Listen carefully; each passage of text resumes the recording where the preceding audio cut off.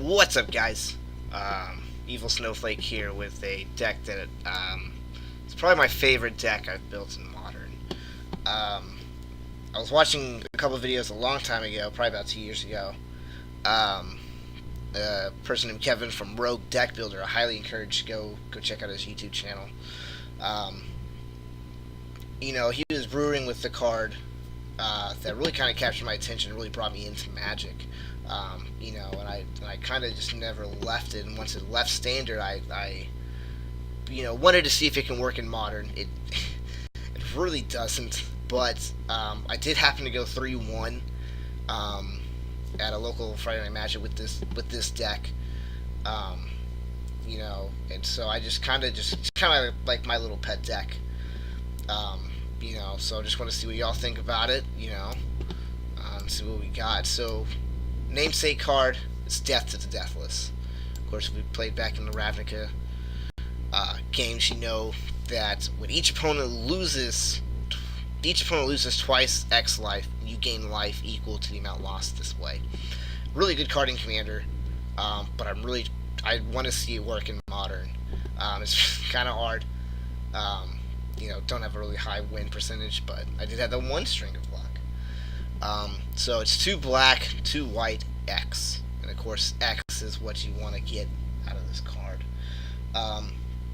And so in order to do that, we have a whole bunch of ramp and control. We're trying to survive to the late game, through attrition, through sweeps, through one-on-one removals, that sort of thing. And then if all else fails, this is actually a pretty good black-white control deck. You can definitely make a bunch of changes to make it more control-y than what I have. And so let's just get on to the deck tech. So of course, first off is mana base. We have 24 lands. You can probably go to 25. I always take one land out just because I like to risk it for the biscuit. So we have 1 caves because every land you have to have comes into play untapped. You have to make sure you have your control up. You have to make sure that you're getting these land drops and that you can use some mana as efficiently as possible. So we have 1 Caves of Kolios. We have 4 Godless Shrines, which are swamps, which is very important.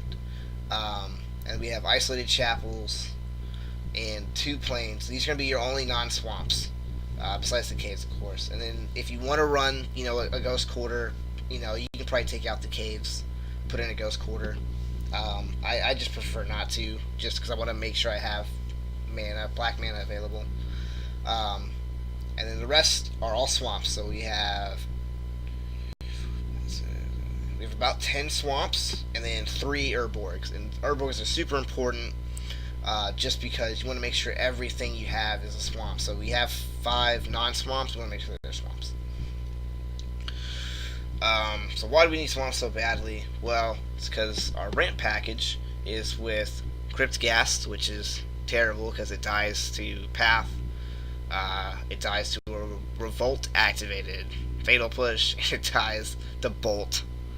But if you can manage to get this thing to stick and to live for a turn or two, it produces so much mana. Every swamp you have, which is every card besides those 5, taps for an additional mana. So you're tapping a swamp, you get 2 mana. So it's the best way to ramp, in my opinion, in black. I mean, there isn't that much anyways. So the other thing is Liliana of the Dark Realms, and you're basically going to use her to search up swamps. That's pretty much all you're going to use her for. You want to make sure you hit your double white, of course, so you can go fetch out Godless Shrines. And then, of course, the big thing is her emblem. Swamps you control tap for 4 black mana. So what you can do is you can tap for 4 black mana, ramp up into your Death of Deathless, and then just win on a single turn. Most people that I've played against when I play Liliana Dark Realms, they don't really attack her. They sort of just let her sit there. There's, if there's nothing on the board that's clogging them, they usually ignore her and just go for you. That's what I've found out when I've play tested this deck, is that they usually don't. I've ulted her in the majority of my matches. Sometimes people will pay attention and they'll knock her down. and they'll kill her off. But I mean, she's a good card. So you just want to make sure you get to turn 4 so you can start ramping and going off. Another ramp piece is Korlash, which you've probably never seen in a modern deck, outside of maybe Commander. But the big thing is that his power toughness equals the number of swamps you control. So it's kind of like a squelching leeches. So this guy he's gonna be a 4/4 by the time you play him, and then he's gonna be a 5/5, 6/6, 8/8, so on and so forth. And then if you get the second one in your hand, what you can do is his activated ability for Granger, is discard another card, which is the other one that you have in your hand, and search the library for 2 swamps, put them on the battlefield tapped, and shuffle your library. So this just extra ramp. It's really what he's in here for, but he's also a pretty efficient beater. So for the control package, what I have are 2 paths, 4 Thought Seizes, 2 Doom Blades, 3 Heroes Downfalls, 3 Anguish Unmakings. Now, of course, I highly recommend going out, getting rid of this package, and getting your 2 extra paths and your fatal pushes. I just haven't gotten them yet, just kind of lazy. But I actually do really like Anguish Unmaking because it's in an online permanent, and you're gonna lose 3 life. That's fine. You have a lot of life gain in this deck, so you're okay paying life. That's why I have the full Thought Seize instead of just Thought Seize Inquisition split, because you don't mind paying the life. It's gonna be fine. Of course, Doomblade is still a pretty efficient removal. I mean, kills Tarmogoyf. Kills pretty much everything outside of Tastiker, that other dude, Death Shadow. But you can easily just cite those out. 4 Thought Seize, of course, to take out the removal. Hero's Downfall, because instant speed takes a Planeswalker or a creature. So, and then we have Gamble, Console of Allocation. This card's really good, especially if you're playing, like a Jundish matchup or a control matchup. Every time they cast a non-creature spell, they lose 2 life, so you're draining them. So your Death to Deathless doesn't even have to be that big. It can be, X3, and you're already doing 6 life damage. He's there, and he's a good card that people have to answer if they want to play. You stick this against Storm on turn 3, and they can't storm off. They'll lose no matter what. They'll lose too much life. The next thing is the big card, and this is something I'm finding out, is Blood Baron of Vizkopa. He dodges the big 3, he dodges the path, because he's protection from white and from black. So he dodges all the black removal, dodges all the white removal, and doesn't die to Lightning Bolt. He's a 4/4. He's great. He has lifelink, so you're going to gain life, kind of like with Cabal. You're going to gain life. And of course, if you have 30 or more life, and your opponent has 10 or less, he's a 6/6 with flying. So he's actually a really good win condition on his own in Modern, surprisingly. There aren't a lot of threats, and people really don't expect you to play this card, from what I've found out. So you just go in there, you just go ham, So it's a really good card, Abzadat, this is probably my favorite creature card in Magic. What he does is, every time he enters the battlefield, opponent loses 2 life, you gain 2 life. So there's more life gain. So again, you're not worried about life or paying life for shocking, yourself. It's fine. It'll be okay, believe me. And then at the end step, you can exile him, and then you bring him back at the beginning of the upkeep, drain your opponent, swing in for a 5/5.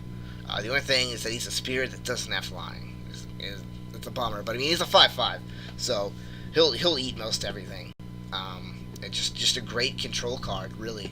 Then of course, the last card that's hop in is Death to Deathless. This is the win condition, but I mean Blood Barons, Obsidats, Correlation. These are all win conditions. If you're not getting the mana, you're not getting there at the speed. Like you're facing just really aggressive decks, and you can't quite get there to turn 4, turn 5. You'll have other answers. In the sideboard, of course, sideboards are always flexible. Mine kind of geared toward protecting the combo. So the best card is Dashed Hopes. Counter just one really good thing. Like say they counter your Death to Deathless, will counter their Dashed Hope. So either way, they're still losing life. Um, any player can pay 5 life. If that player does, you counter Dash Hopes. So it's really just up to your opponent. If they're playing like that one key card, um, like the Fairy Click, that comes and takes a card from you. You can protect yourself with Dash Hopes, and you can protect the combo. 3 Stone Silence because I hate losing to Affinity. I hate losing to Affinity. Rest in Peace for graveyard-based strategies, Dredge, Crystal Band, that sort of thing. And Hollow Moonlight for the same thing. You play this on top of a Dredge trigger or the other card, the Suspend card or whatever. I can't remember it. You just cast that, and then all of those creatures get exiled.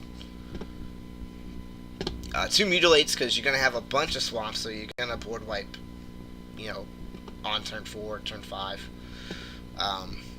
You will board wipe. Don't worry about it, because again, everything we have is a swamp.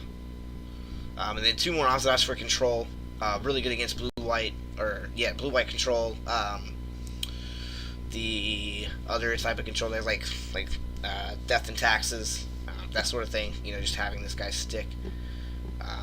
Bounce is a good answer for control. So that's the deck tech. We'll play some matches here in a little bit. Just to see how this build of the deck's gone. I've gone through about 4 builds. When Cabal was spoiled and released, I instantly put him in there. I thought it'd be great. But again, these Coalesces are flex spots. These Heroes Downfalls are flex spots. Just want to run removal of your choice. Like I said, go get the Fatal Pushes. Go get the extra paths. You can easily just change those 4 out. So it's just a fun little deck. It's not really meant to be too competitive. It's just this is probably one of my favorite cards ever printed in Magic. It's really a card that got me into Magic.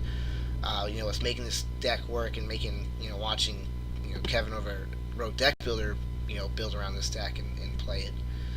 But you can go multiple routes. You can go a mono black Devotion with all the black that we'll have on the battlefield.